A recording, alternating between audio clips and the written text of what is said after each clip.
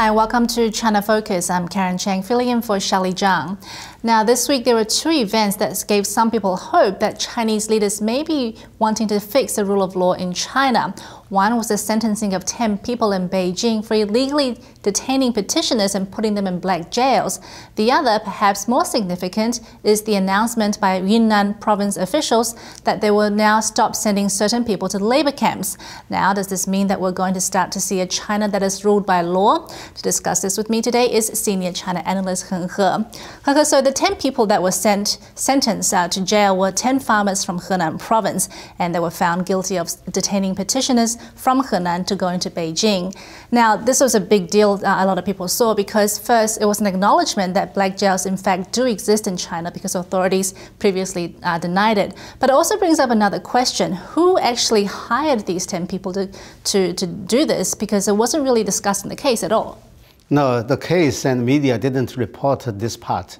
But the thing is, the 10 people from Henan province, they are farmers. They have no business in Beijing and they have no business with petitioners.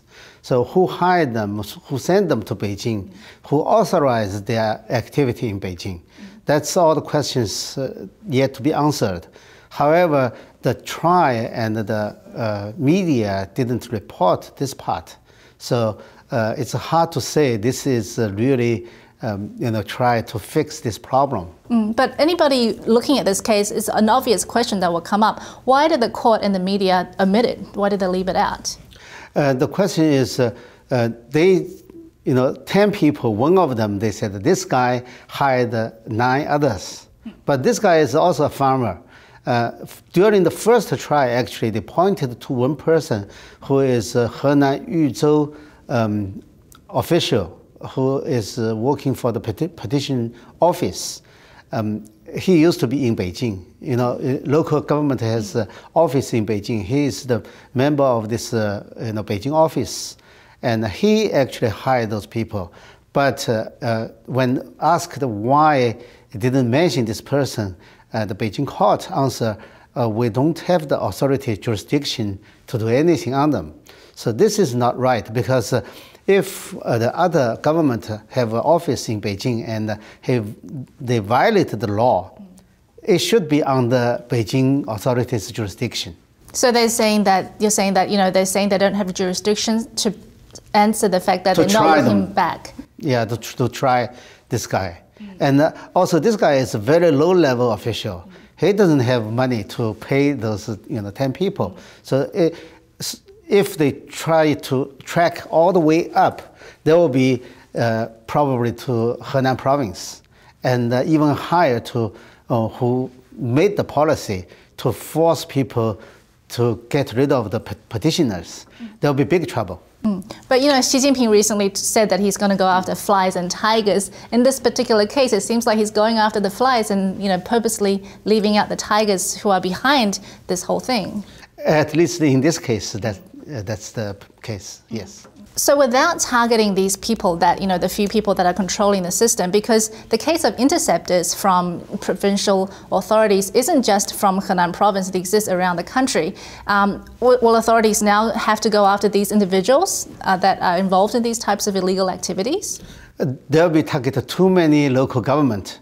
And I don't think this is what the central government or the party want to do, to target so many different provinces. But they probably want to use this case as an example that the central government or central CCP want to solve this issue and probably give the warning to other province officials. Just do something, but not so openly, and don't make us in the awkward position. It's like sending a signal to them not to make it hard for them. So the other thing that happened was in Yunnan province, the head of the Political and Legislative Affairs Committee there announced on Tuesday that they're going to stop trying 3 groups of people and sending them to labor camps. Now these are people that are suspected of jeopardizing state security, who have repeatedly petitioned, or those who defame the image of party leaders. Now, they say these people won't be tried for labor camps and will be put through the rule of law. What does this mean?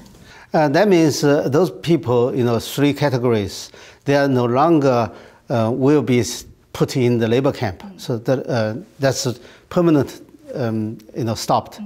But the problem is these three categories are not in the regulation of this labor camp.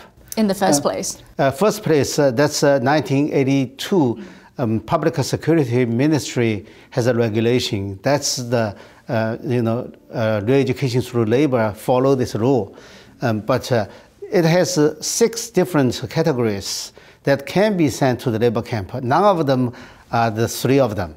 So 3 of them, like defaming the party or government leaders, it's not in any written regulations, and there's only one in the regulation. That's the petitioners.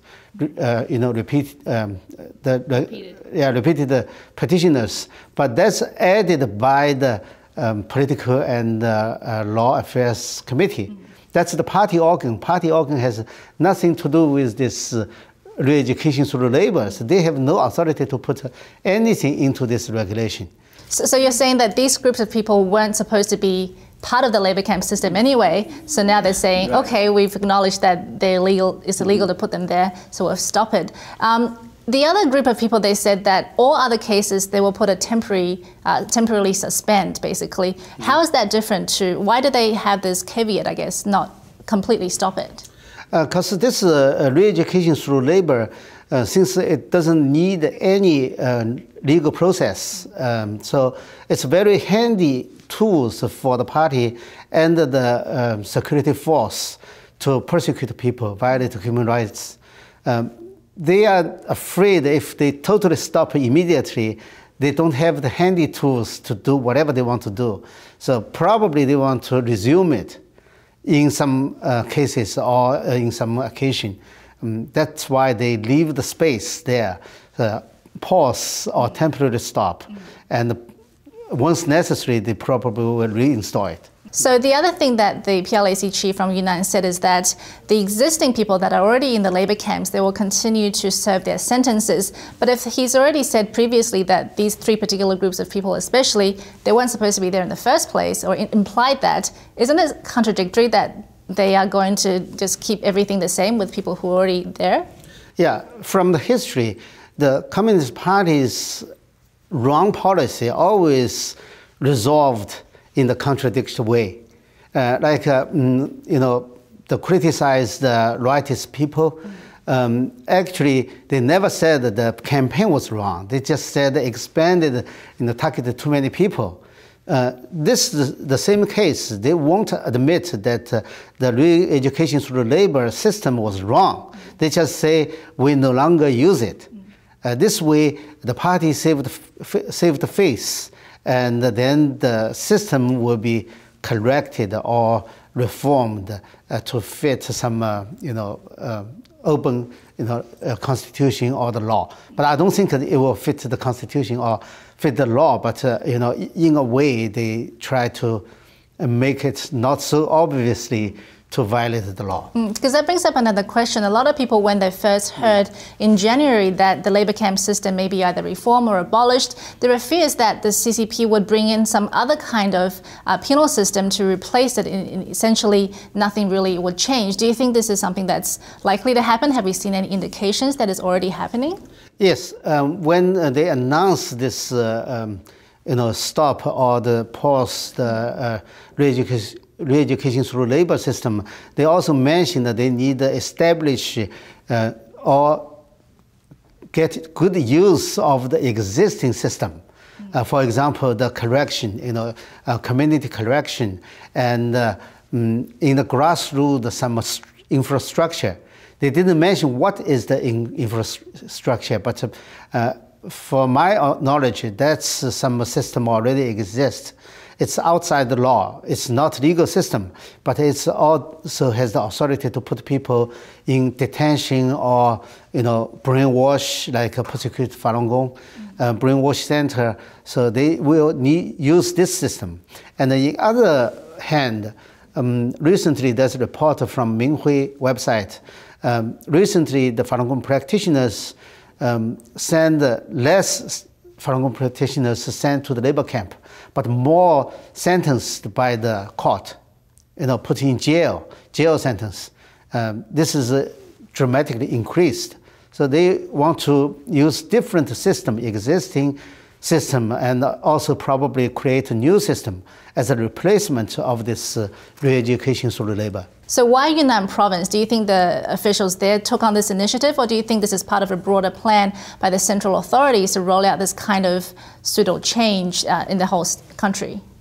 Usually the province level doesn't have this authority to initiate any campaign. As in January, when the central PRAC announced this stop using forced labor system, actually I think an NTD reporter called the Chinese authority in province level, and they all said we didn't receive any internal memo or orders to do anything. That means they have to wait until the real paper come down, not the newspaper. The internal memos, internal documents. That's why I think the Yunnan province is the province that the central CCP selected to use this province as a test example. And once success, they can expand to other provinces. And so these announcements of the labor camp changes basically have come after a lot of political pressure, both from inside the country and also externally. Do you think this is a political move, or is it really a sign that the Chinese leaders are trying to fix what's wrong with the legal system?